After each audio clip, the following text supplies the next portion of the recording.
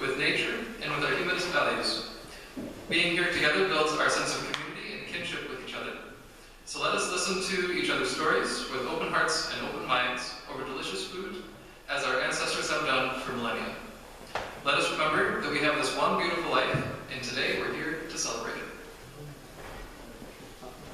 All right, and we've got the reading, which will be done by Steve. Good. So we picked a reading as a group that we thought would represent kind of what's being talked about today. And it comes from a book called Parenting Beyond Belief by Dale McGowan, which I use in my everyday life. I use some of his lessons to raise my children. So, the human impulse to deny the reality of death is deep and ancient. It affects us all, including our children. One of the challenges of parenting is to introduce this subject and help them respond to it in developmentally appropriate ways. There's a great deal of helpful literature about how children deal with death, and both secular and religious children have the same needs for reassurance and support when they begin to confront mortality. The challenge of secular families is the absence of the comforting answers supplied by various faith traditions. Yet by telling the truth, providing emotional comfort, and validating the child's own experiences, secular parents can give their children the tools to understand and accept death as a natural part of life and to find meaning in their grief. The reality of death touches our lives in at least two distinct ways. The most obvious is when someone important to us dies. And the second way is through the realization that we and those we love must someday die. That's it.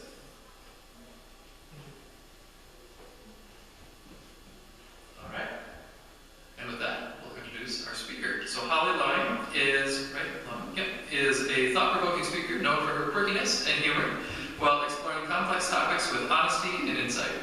With a focus on the intersection of mortality, atheism, and personal growth, Hollie challenges conventional beliefs and invites audiences to consider new perspectives on life and death. And without further ado, please give a warm welcome to Hollie.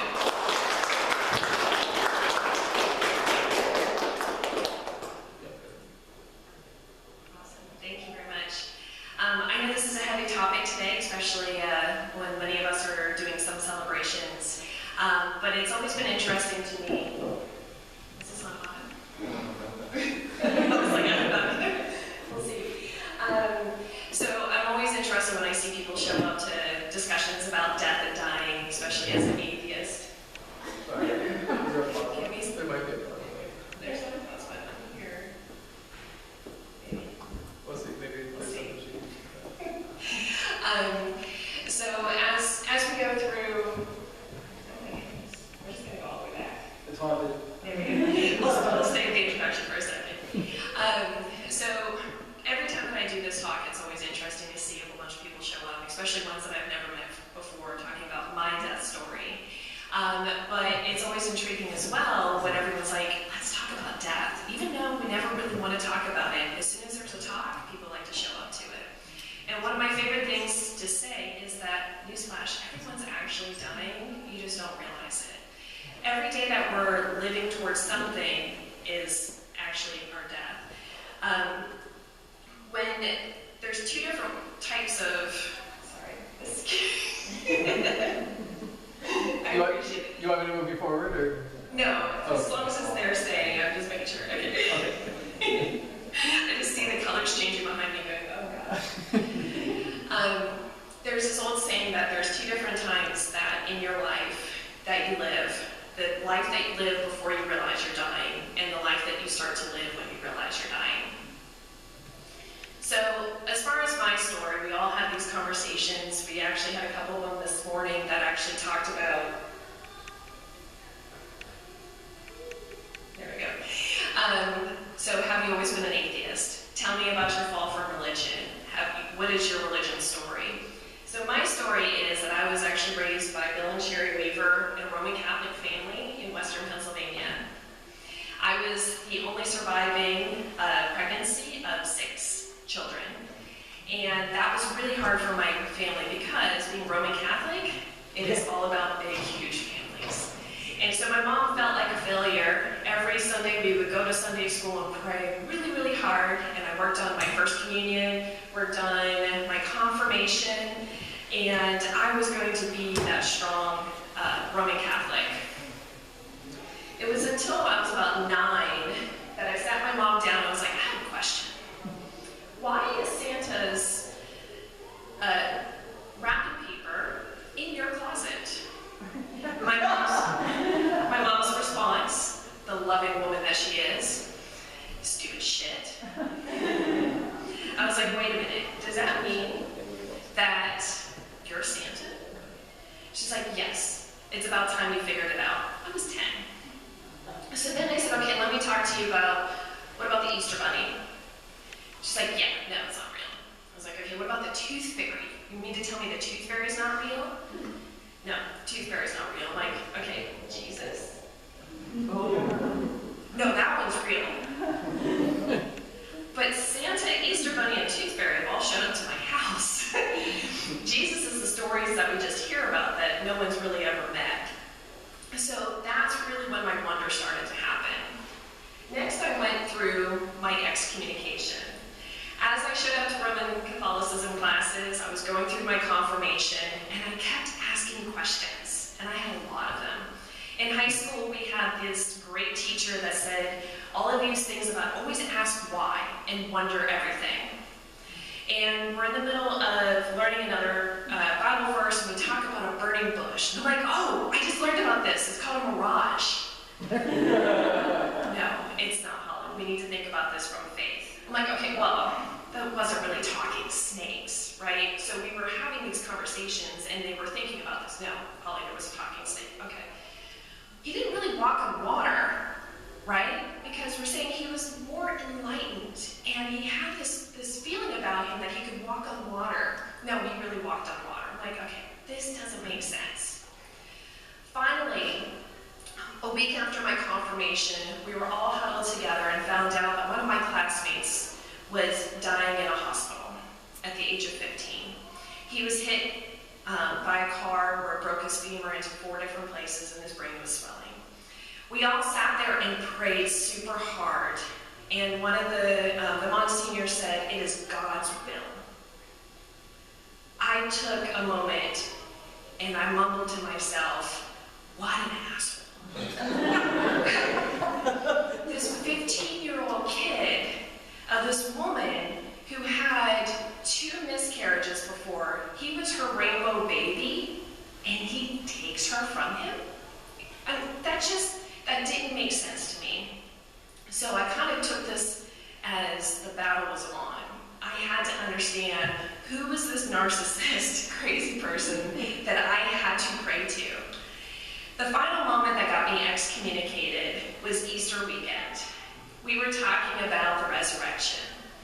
So of course there's me raising my hand again in the back of the classroom going, well, can we possibly say we were shaman? We had shaman, we didn't have medical sound professionals then.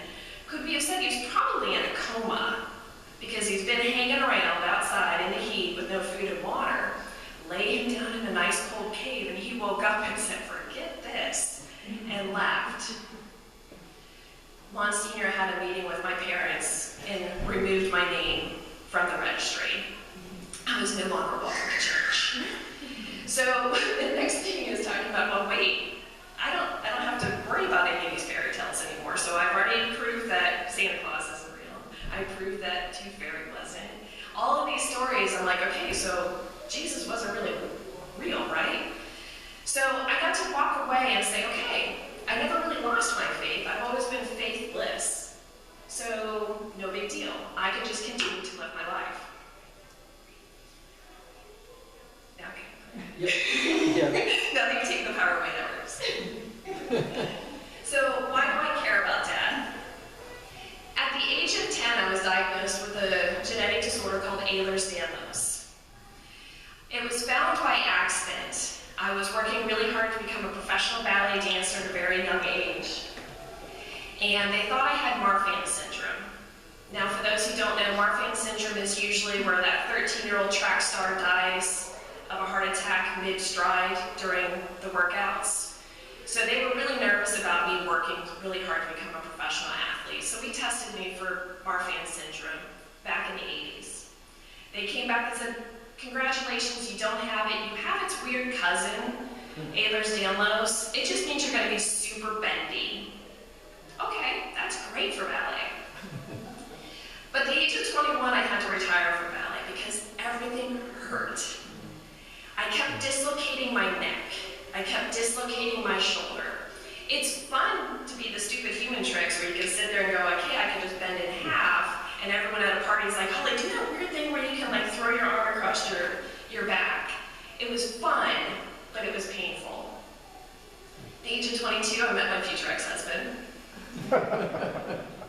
We started a family at the age of 25. And then at 28, life became a little bit more complicated. It would hurt to get out of bed. I was pregnant with my second child, and at 5 months, everything became really complicated in my relationship and on day-to-day living. I was having a hard time breathing. Find out that my daughter kept wanting to dislocate my rib, and that's why I couldn't breathe. So I was walking around with dislocated ribs for most of the day. It was also putting a strain on my heart. And that's when I met the cardiologist, and we started to talk about what does Ehlers-Danlos really mean for those over the age of 20. So the genetic doctors back in the 80s were going, no big deal. Because it was actually, we're known as the zebras. Most people aren't diagnosed with Ehlers-Danlos. There's less than 200,000 cases known at any given time. And it's because there's no studies for the longest time that they didn't realize or could prepare me what was about to happen. At the age of 31, I really got to pair up with a cardiologist, and he taught me the word aortic dissection. Aortic dissection is what 90% of the people with Ehlers-Danlos pass away from. And that is because Ehlers-Danlos is a connective tissue disorder. So it means I have too much elasticity in all of my muscles. Well, as anyone that remembers from health classes and biology, your heart is one of the bigger muscles. So one day my heart is going to beat and rip across the aorta. And that's where you bleed to death inside. Most of the time, before paramedics get there, people with a massive aortic dissection pass away before paramedics get there, because it takes about 3 to 5 minutes. I learned that at 31. At 33, I was getting a divorce. As I began to study everything about Ehlers-Danlos, now that the web actually became a little bit more usable, I find out that the age of 44 is what the average life expectancy is for those with Ehlers-Danlos. That put my kids at about 11 and 8. I'm now a single mom sitting there thinking, I have to plan my own funeral. And I had nothing to reflect back on. I didn't know what death was really going to mean until that moment of, I have an 11-year-old and an 8-year-old, and I might not be here tomorrow. So I had to start to plan. First thing I really thought about was all of my experiences about what funerals were. One particular popped into mind was the one of my uncle when I was at that age of really being conscious of being at a funeral. Now, fun story, don't find out at a funeral that your uncle's a twin. Because it's really confusing walking up, looking at him in the casket and seeing him standing right next to you as well.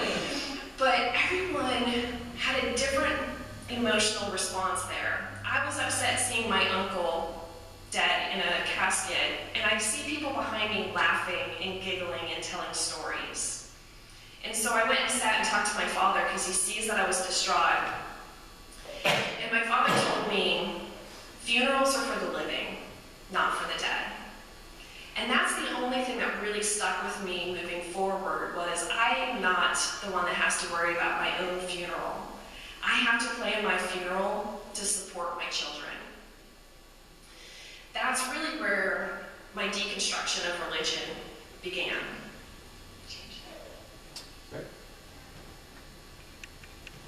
So what is the meaning of death? Okay, as have to have facts.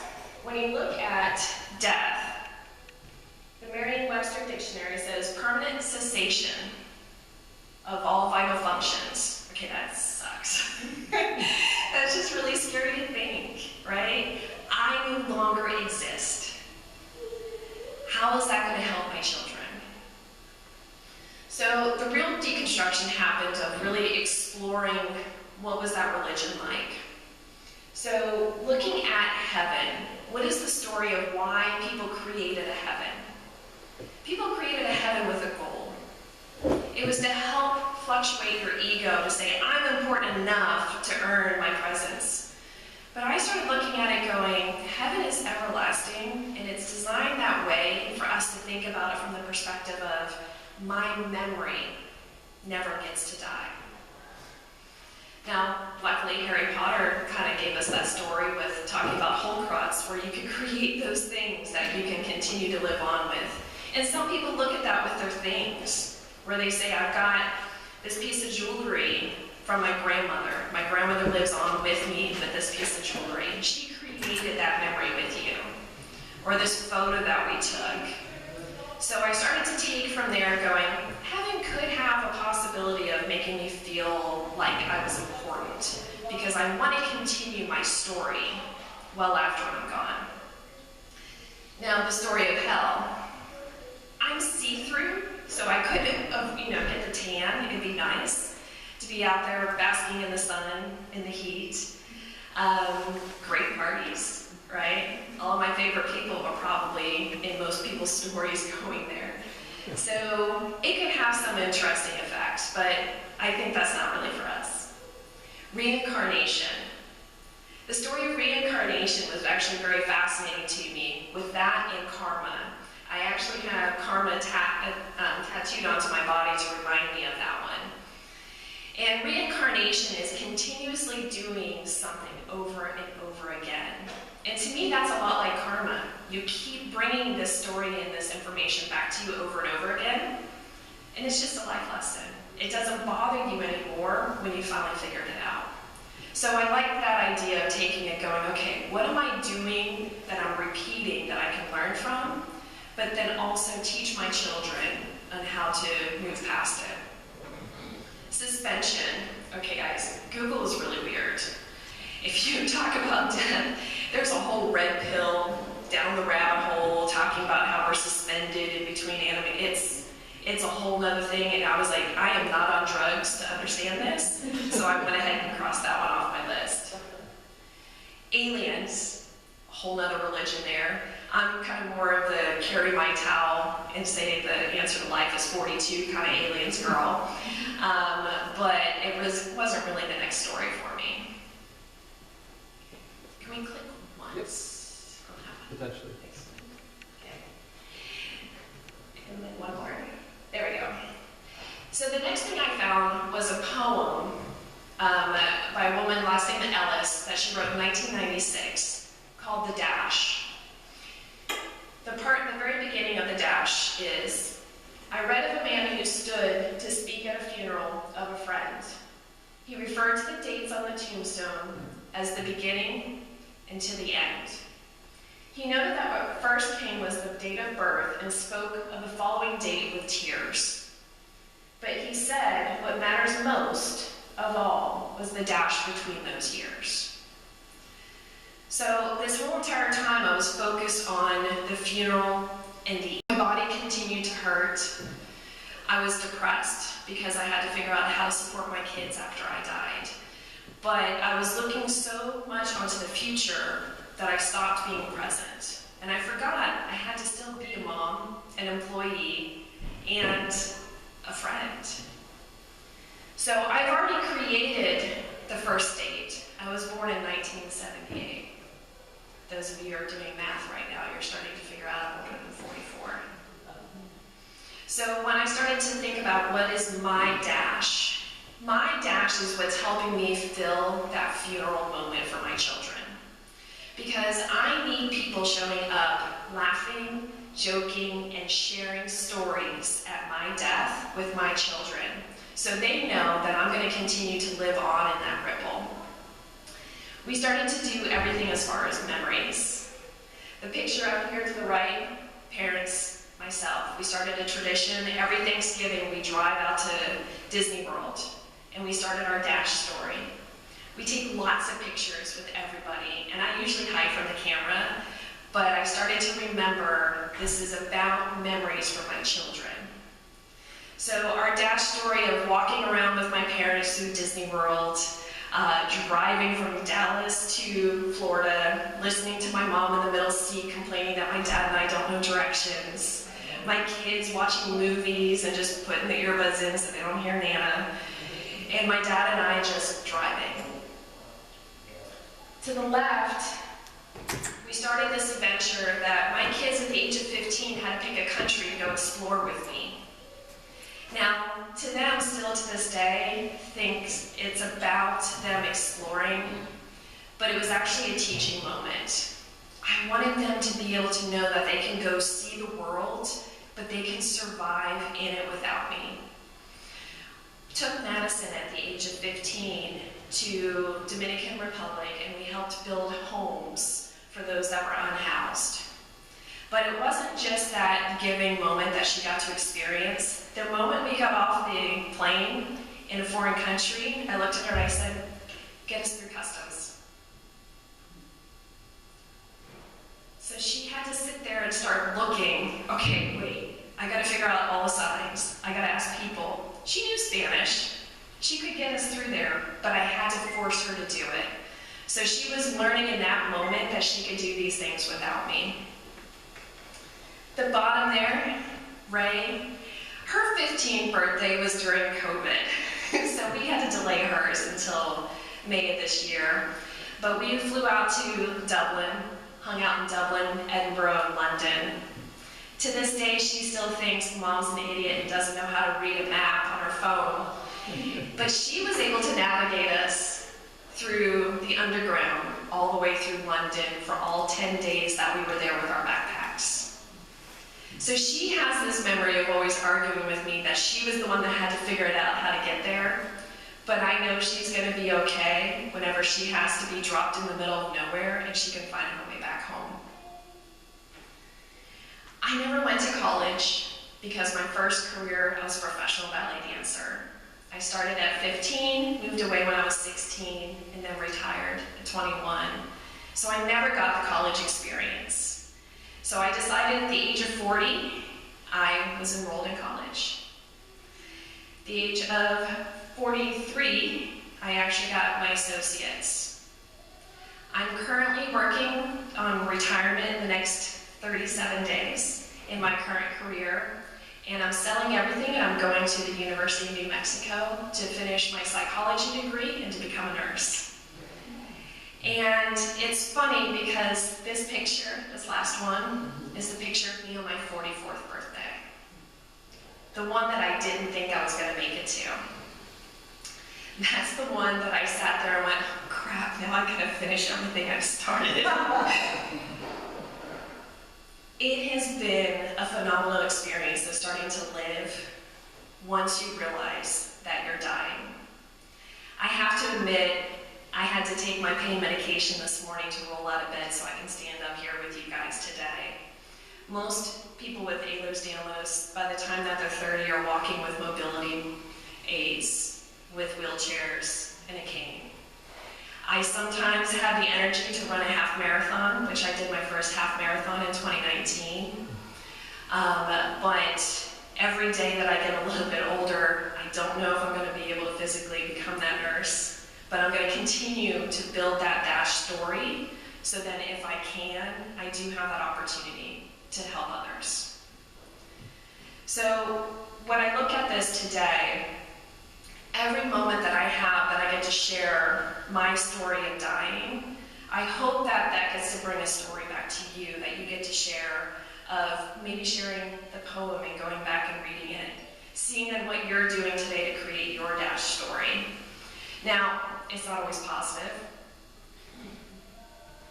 but I had to think of a way to make sure that I was living the life that I wanted. And anyone that's in business knows the best way to remind people what your strategy is a mission statement. So I created my mission statement, and it seemed pretty simple to build. My mission statement is to make an impact at every point of contact. Now, we can talk about the ripple, right? But not everyone deserves a nice little ripple. Some people need a tidal wave, right? But it's about what is that impact that I'm doing today? Going out to a restaurant, making sure that you're smiling at a waitress or a waitstaff person. Giving that tip. Answering the phone to customer service. Making their day better just because your day's worse. Those are all just little things of dash stories that you may change somebody's opinion or thoughts. Today, I was nervous coming in talking to a whole bunch of strangers. This is the first time I've done this with not having anybody in the room. And I appreciate you guys coming to this and being a part of my dash story, because the moments that you guys gave me today, talking about nursing, honoring your mom, and coming in from Cleveland, these are all things that I get to take, and you guys have all become a part of my dash story today. So thank you so much for doing that for me. Thank you.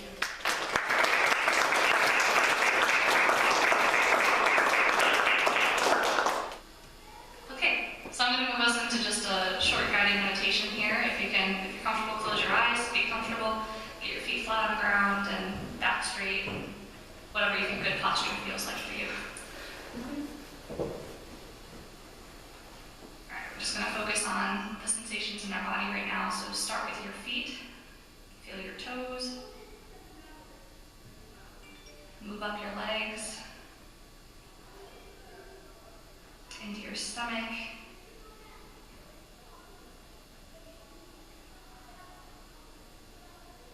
feel your heart pumping through your body.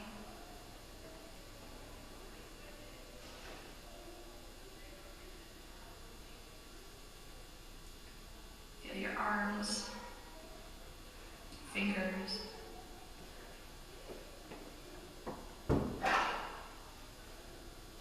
move up into your shoulders and your head.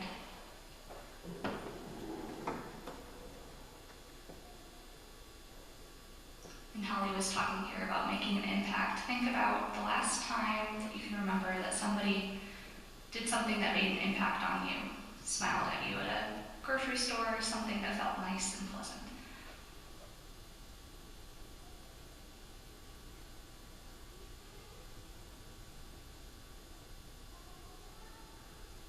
And then when you're ready, we can come back into the present space.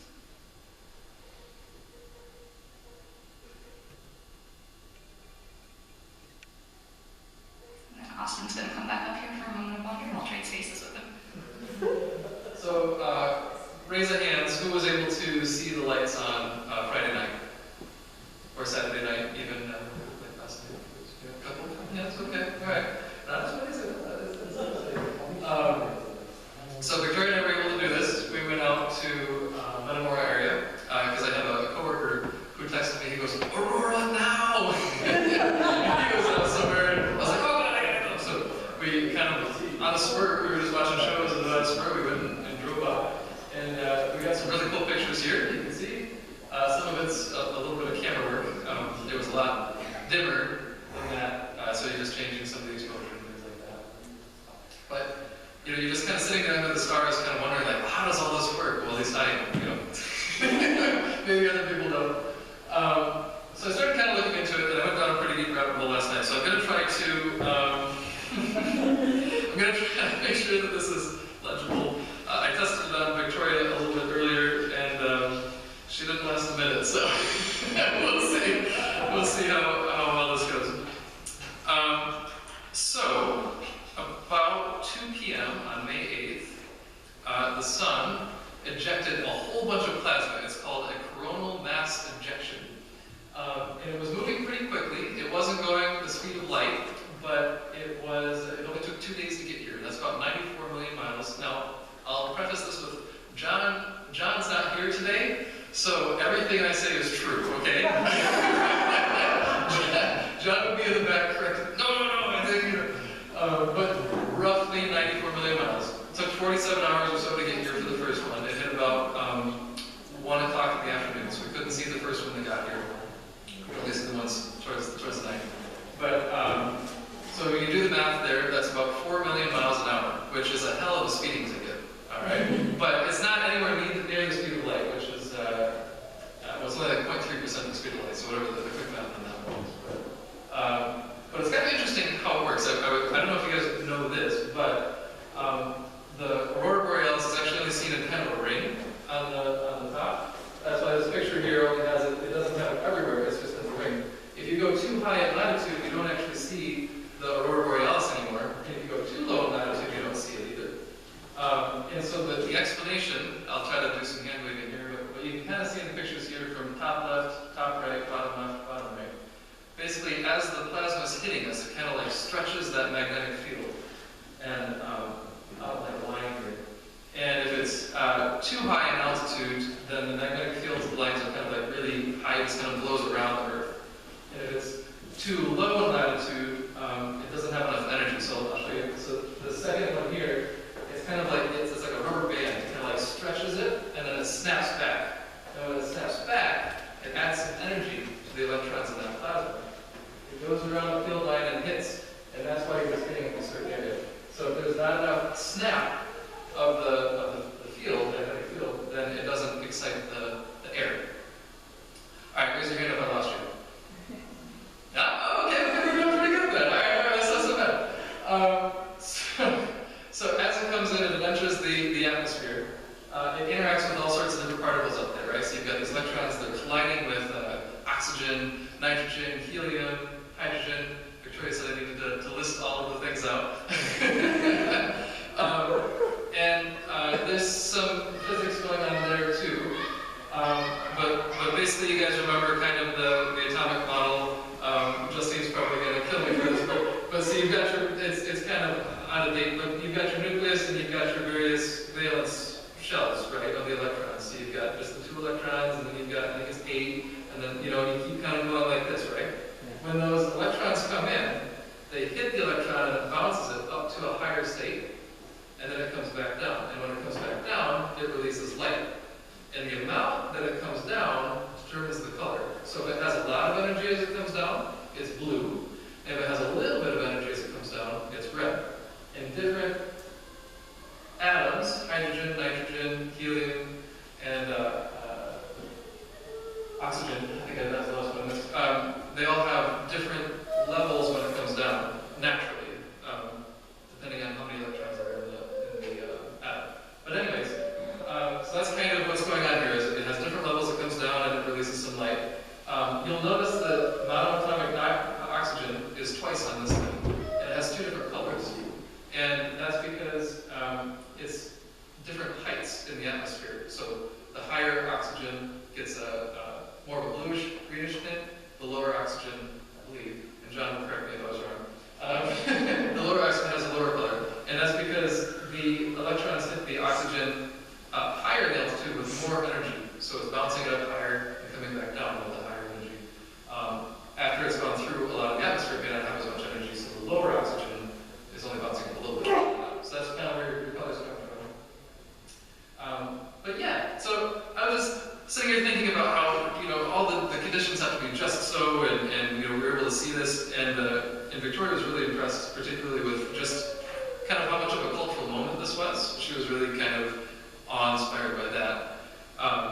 So you got to kind of think about how incredible that was, right? On Friday night, we were all given a heads up by a highly technologically advanced, publicly funded organization, right?